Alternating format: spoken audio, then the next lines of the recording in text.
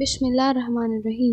ایک نیک باپ کی مجبور لڑکی کی بے بسی۔ ایک آدمی تھا جس کا نام رحیم تھا، جو بہت نیک اور شریف انسان تھا، جس نے کبھی اپنی زندگی میں کسی غیر عورت کو بری نگاہ سے نہیں دیکھا۔ اس آدمی کے گھر کی حالت بہت خراب ہو گئی تھی۔ نوبت یہاں تک پہنچ گئی کہ گھر میں فاقے ہو گئے۔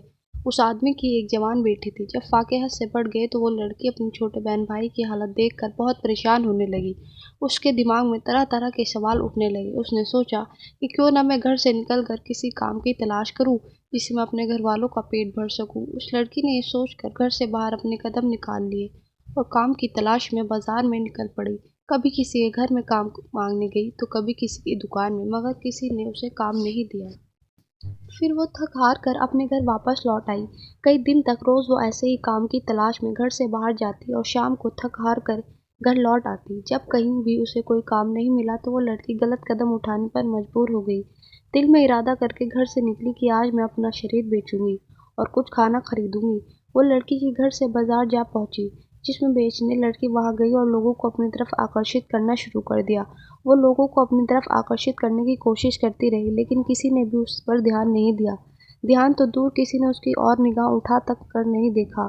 لوگ آتے اور اس کی نظر اٹھائے بنا نکل جاتے۔ وہ اسی طرح کھڑے کھڑے لڑکی کو شام ہو گئی۔ وہ پریشان ہو کر گھر کی اور قدم بڑھانے لگی۔ جب گھر پہنچی تو اپنے والد کو پریشانی میں دیکھا۔ دروازے پر باپ نے بیٹی کو دیکھا اور پوچھا، بیٹی کہاں گئی تھی؟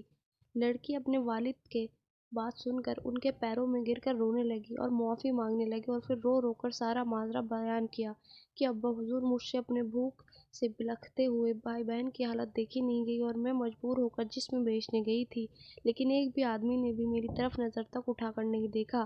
پوری بات سننے کے بعد باپ نے اپنی بیٹی سے کہا کہ بیٹا، میرے بابا نے آج تک کبھی کسی غیر عورت کو آنکھ اٹھا کر نہیں دیکھا، تو یہ کیسے ہو سکتا تھا کہ کوئی تمہیں نظر اٹھا کر دیکھتا؟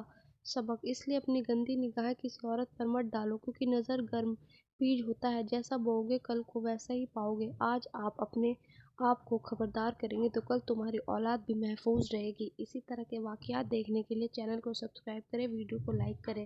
شکریہ۔ السلام علیکم ورحمۃ اللہ وبرکاتہ۔